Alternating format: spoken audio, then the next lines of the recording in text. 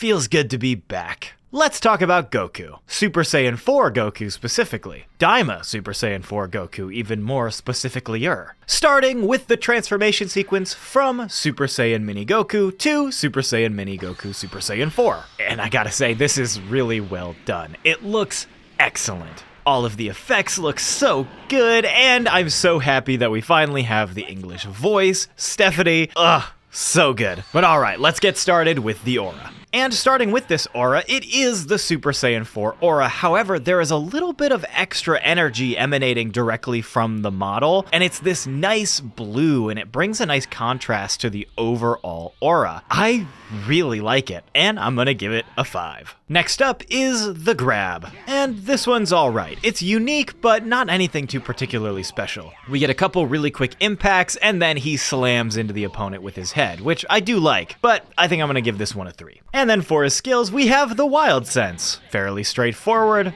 classic. And then we have Limit Breaker Power. Shouts out to Limit Breaker Super Saiyan 4, anyone? But this is an Insta-Spark move, and it gives him a melee buff. This is really good.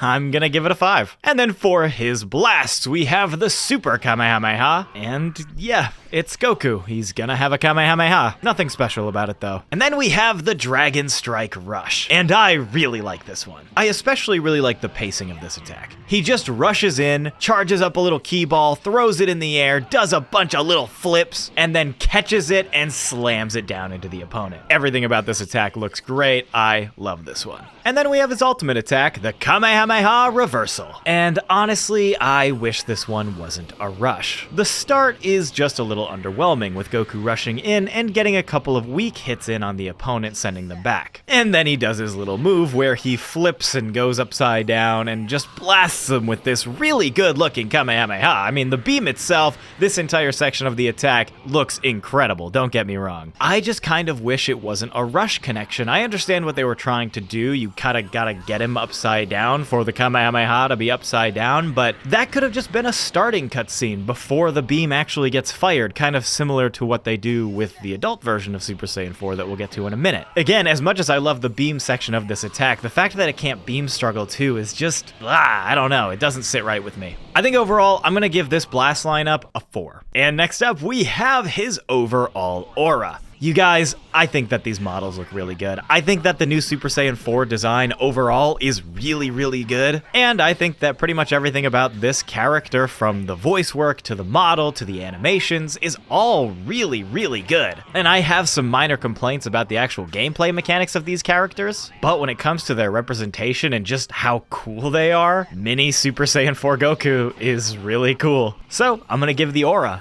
a 5. Alright, now it's time for the big boy. And unfortunately, this is a standalone character. You cannot transform from Super Saiyan 3 Goku in any capacity up to Super Saiyan 4 Adult. What a bummer. I was really looking forward to seeing what they would do with that transformation sequence had they made this form like a costume for End of Z Goku, but they didn't do that, so let's move on. Starting with his aura, it is the exact same sparkly with the little extra blue energy in there as the previous form, so that's gonna get a 5. And as for his grab, hello? This is like the best grab that we have gotten in the game from any of these DLC characters. This entire mini cutscene is so good. The impacts are good, and I like his little see you later at the end. This one's gonna get a 5. As for his skills, we actually have a new skill called Saiyan Burst, which functions like an explosive wave, but it also provides buffs, which is pretty cool. As well, we see that Limit Breaker Power return. This is a really good skill lineup, if not a little bit expensive, though I definitely prefer it over the alternative of making that Saiyan Burst too cheap.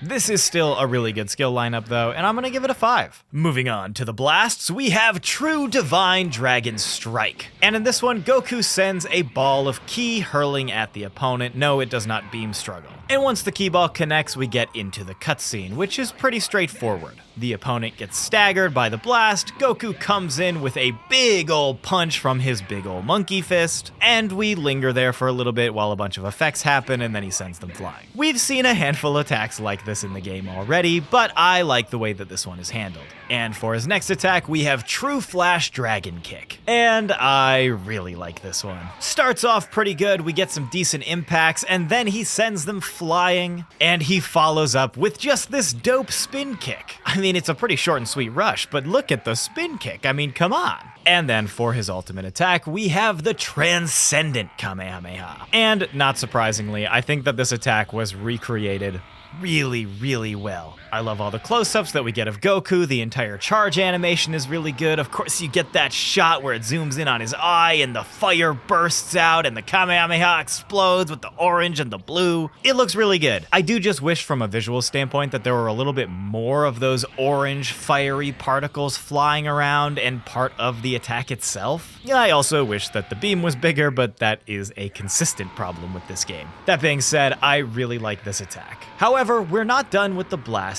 yet, because every single one of Adult Super Saiyan 4 Daima Goku's attacks can work on giants. That's right, not just his ultimate, not just one of his blasts, all 3 of his super attacks can be used against giants. And not just Goma either, all of them. There's not too much variation between the Blast 1 and 2s. They just make minor changes here and there to make the scale difference make sense, and they look pretty solid. However, the Kamehameha, I think, looks way better when used against giants, because you get this ultimate final piercing shot, in contrast to the base version of the attack where the opponent just gets swallowed by the beam. When they're a giant, we actually see the beam go through them, and it is a really, really cool shot. It makes me excited to see what this attack, among others, look like when you pull the camera out, which we will do eventually.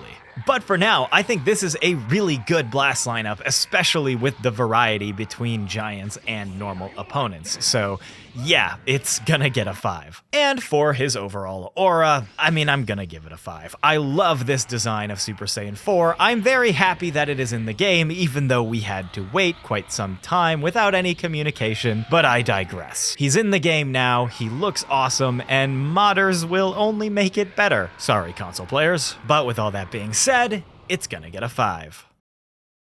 And folks, that is going to do it for this moveset review. Thank you so much for watching. If you enjoyed, please consider leaving a like and subscribing. And hey, I live stream all the time, so if you see that we're live sometime, come say hi. But with that, I have been Gunshot. This has been a moveset review. Thank you everybody again so much for watching, and of course, as always, goodbye forever.